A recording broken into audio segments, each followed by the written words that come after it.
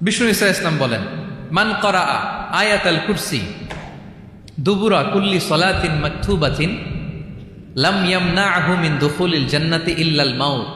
প্রত্যেক ফরজ সালাতের পরে যে ব্যক্তি আয়াতুল কুরসি পড়ে তার জান্নাতে যাওয়ার ক্ষেত্রে আর কোনো বাধা থাকে না, একটা জিনিস ছাড়া, সেটা হচ্ছে মরণ, মৃত্যু। লোকটা মরে না তাই জান্নাতে যায় না, মরলেই জান্নাতি। প্রত্যেক ফরজ সালাতের পরে যদি কেউ আয়াতুল কুরসি পড়ে তার জান্নাতে যাওয়া কেউ ঠেকাতে পারবে না, কোনো বাধা নাই। একটা বাধা আছে, সেটা কি? মরে না, না মরলে জান্নাতে যেতে পারবেন? মরলেই। তাহলে কত ফজিলতপূর্ণ আয়াত বলেন। বাতুপা হাতের আমার কলেজের টুকরা ভাইয়েরা, প্রত্যেক ফরজ নামাজের পরে এটা পড়বেন ইনশাল্লাহ। বলেন সবাই, প্রত্যেক ফরজ সালাতের পরে এই আয়াতুল কুরসি পড়বেন। এবং বিষ্ণু ইসা ইসলাম বলেছেন, যখন ঘুমোতে যাবা, ইদা আওয়াইতা ইলা ফিরাশিক, যখন ঘুমোতে যাবা আয়াতুল কুরসি পড়বা। যদি পড়ো, আল্লাহর পক্ষ থেকে আপনার সিকিউরিটির জন্য আল্লাহ একটা স্পেশাল ফেরেশতা নিয়োগ দেয়,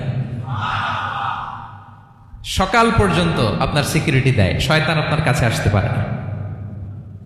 ফজরের পরে পড়লে মাগরিব পর্যন্ত সিকিউরিটি, প্রোটেকশন ফ্রম আল্লাহ।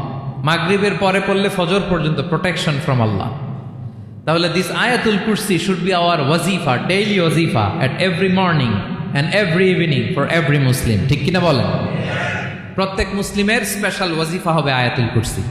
ফরজ নামাজের সালাম ফিরানোর পরে আস্তাগফিরুল্লাহ আস্তাগফিরুল্লাহ আস্তাগফিরুল্লাহ 3 বার, সুবহানাল্লাহ 33 বার, আলহামদুলিল্লাহ 33 বার, আল্লাহু আকবার 33 বার, লা ইলাহা ইল্লাল্লাহু ওয়াহদাহু লা শারীকা লাহু, এগুলো পড়ার পরে আমরা আয়াতুল কুরসি পড়ব।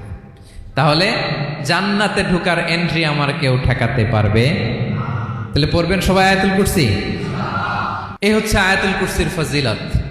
জাদু টোনা, বান, ব্ল্যাক ম্যাজিক, এগুলোর অনিষ্ট ক্ষতি আছে না নাই? অনেকের সমস্যা, বলে হুজুর ব্ল্যাক ম্যাজিক করেছে, জাদু করেছে, বান মেরেছে, এগুলো থেকে আল্লাহ তাআলা আপনাকে প্রোটেকশন দিবে। শয়তান আপনাকে ওয়াসওয়াসা দিতে পারবে না, কাছে আসতে পারবে না। জিন এসে আপনার ডিস্টার্ব করতে পারবে না। জিন পরে ডিস্টার্ব করে না? হ্যাঁ, এই প্যারানর্মাল বিষয়গুলো, সুপারন্যাচারাল যেগুলো, জিন পরি ডিস্টার্ব করে। আয়াতুল কুরসি পরে ফু দিবেন, কাছেও আসবে না। সুবহানাল্লাহ। প্রোটেকশন দিবে কে? তাহলে রামাটেক্স গ্রুপের আজকের প্রোগ্রামে আমরা সবাই একমত হলাম যে আমরা এখন থেকে ডেইলি ফরজ সালাতের পরে আয়াতুল কুরসি পড়বো, ঠিক কিনা? কিন্তু তার আগে তো নামাজটা পড়তে হবে নাকি? হ্যাঁ, 5 ওয়াক্ত সালাত জামাতের সাথে পড়বেন তো? হাত তোলেন, ওয়াদা করেন আল্লাহর সাথে, বলেন আল্লাহ, হাত তুলে ওয়াদা করলাম 5 ওয়াক্ত নামাজ জামাতের সাথে